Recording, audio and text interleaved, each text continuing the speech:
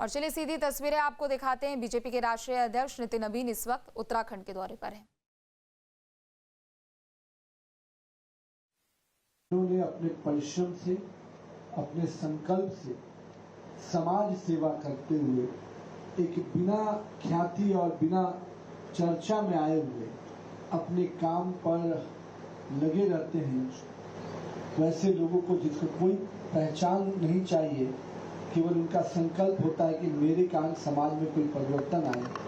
माननीय प्रधानमंत्री जी के प्रयास से उन लोगों को एक प्लेटफॉर्म मिलता है और देश के लोग भी जान पाते हैं कि हमारे देश के अन्य इलाकों में लोग किस प्रकार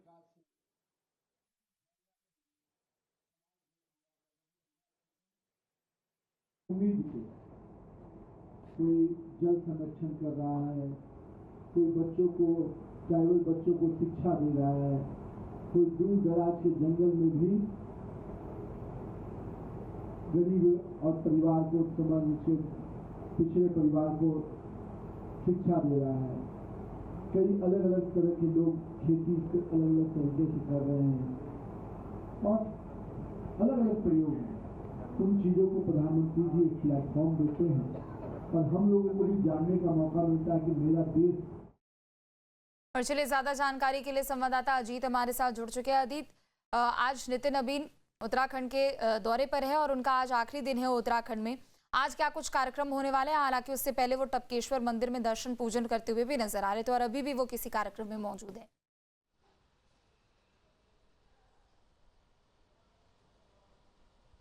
बिल्कुल देखिए, ये 3 दिवसीय प्रवास था नितिन नबीन का उत्तराखंड में और चुनाव से पहले था इसलिए महत्वपूर्ण भी था और राष्ट्रीय अध्यक्ष बनने के बाद पहली बार वो उत्तराखंड आए इसलिए भी महत्वपूर्ण था।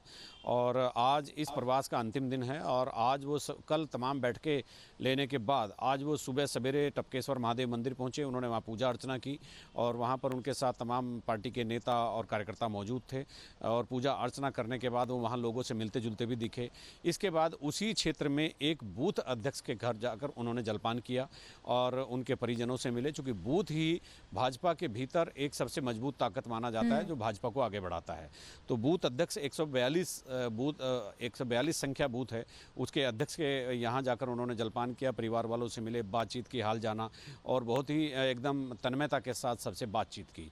इसके बाद वो एक निजी कॉलेज में वहाँ एक कार्यक्रम में शिरकत करने चले गए। तो वहाँ उनका एक कार्यक्रम चल रहा है, वो छात्रों के साथ इंटरेक्शन है और एक कार्यक्रम जिसमें तमाम बड़े नेता और भी मौजूद हैं, तो वहाँ पर वो कर रहे हैं। लेकिन उसके बाद फिर तकरीबन 2 बजे मुख्यमंत्री आवास पर ऑडिटोरियम में एक बड़ा कार्यक्रम होने जा रहा है जिसमें केवल यूथ होगा और भाजयुमो को ये कहा गया है कि यूथ को वहाँ पर लेकर के आए। यूथ से राष्ट्रीय अध्यक्ष लगातार संपर्क करेंगे और उन्हीं से इंटरेक्शन करेंगे, उन्हीं से संवाद स्थापित करेंगे।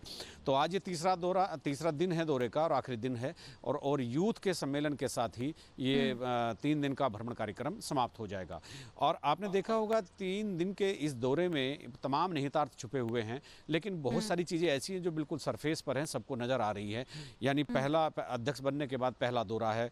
दूसरा फिर जो 5 राज्य हैं उत्तर प्रदेश समेत, उत्तर प्रदेश, पंजाब, गोवा, मणिपुर, उत्तराखंड, उनमें मतलब ये वो 5 राज्य हैं जिनमें जनवरी में वोटिंग होनी है। इसी के साथ ही चूंकि उत्तर प्रदेश का उनका दौरा हो चुका है, उसके बाद उत्तराखंड का दौरा उनका हो रहा है, तो उत्तराखंड के दौरे में ये सारी चीज़ें देखी जा रही है। कल भी जैसे सांसदों और विधायकों से थोड़ा थोड़ा फीडबैक लिया, काफ़ी समय दिया, इंटरेक्शन किया, बातचीत की, सरकार के संगठन के बीच समन्वय कैसा है, सरकार संगठन और क्या कर सकती है, किस किस तरह से सारी चीज़ें हो सकती हैं, तो इन तमाम चीज़ों पर चर्चा की गई। और इन चर्चा के बाद तीसरे दिन भी यूथ को अट्रैक्ट करने की एक पॉलिसी यहाँ पर रखी गई है। ये पूरा दौरा दिल्ली से डिजाइन हुआ है। तो कल जैसे गंगा आरती में भी उन्होंने परमार्थ निकेतन में भाग लिया और भाग लेने के बाद फिर वो शाम को देहरादून लौट आए। तो आज ये आखिरी दिन है और ये मिशन 2027 का एक बिगुल है जो आज से फूंक चुका है और ये शंखनाद है उस चीज़ का जो भारतीय जनता पार्टी के नेता दावा कर रहे हैं कि इस बार विधानसभा में भी हैट्रिक लगानी है, क्योंकि लोकसभा चुनाव में 5 सीटें जीतने की हैट्रिक लग चुकी है। तो इसीलिए नेताओं पर दबाव है, पार्टी संगठन पर दिल्ली से लेकर देहरादून तक दबाव है कि इस हैट्रिक को लगाना है, ये हैट्रिक लगनी है।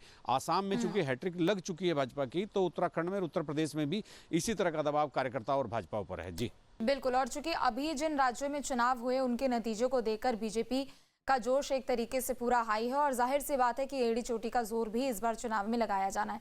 लेकिन एक तरफ देखिए जहां पार्टी के वरिष्ठ सांसदों से हो या फिर विधायकों के साथ उन्होंने बातचीत की है, तो दूसरी तरफ युवाओं पर भी ज्यादा जोर है।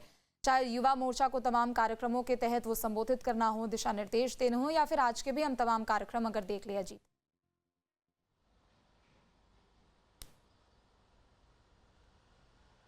बिल्कुल, देखिए आज जो एक सबसे बड़ा कार्यक्रम है वो यूथ सम्मेलन है, और यूथ सम्मेलन में वो अपनी बात रखेंगे, यूथ से बातचीत करेंगे। और यही यूथ है जो भारतीय जनता पार्टी को लगातार वोट कर रहा है। यही मात्र शक्ति है जो यहाँ से उत्तराखंड से हर चुनाव भारतीय जनता पार्टी को जिताकर भेज रही है। यहाँ महिलाओं की भागीदारी बहुत है, महिलाओं का वोटिंग परसेंटेज भी पुरुषों की अपेक्षा ज़्यादा होता है। और यहाँ पर भाजपा को जो वोट पड़ते हैं वो कुल टोटल परसेंटेज में वो गुजरात के बाद उत्तराखंड दूसरे नंबर पर आता है। तो इस तरह के तमाम महत्वपूर्ण तथ्य हैं, महत्वपूर्ण फैक्ट्स हैं जो सामने हैं, लेकिन उनको मेंटेन करना एक बड़ी चुनौती है। चूंकि 10 साल सरकार को होने जा रहे हैं, एंटी इनकम्बेंसी भी एक कोई चीज़ होती है। लंबे समय तक एक पार्टी का शासन रहता है तो लोग कई बार शिकवा शिकायतें होने लगती है। तो वो जो शिकवे शिकायतें उनको थोड़ा सा दूर करने के लिए ही कल उन्होंने मूल मंत्र दिया है सभी नेताओं को कि आप कार्यकर्ताओं को एक्टिव करिए, बूस्ट करिए और लोगों से मिलिए। जी ठीक है, बहुत शुक्रिया तमाम जानकारी अपडेट की। आपके मोबाइल पर तुरंत आएगी ब्रेकिंग न्यूज। स्क्रीन पर सबसे पहले दिखेगी बड़ी खबर। देश दुनिया की हर खबर एक जगह। अब आपके मोबाइल पर तुरंत फटाफट इंस्टॉल कीजिए न्यूज नेशन ऐप और रखिए खुद को अपडेट।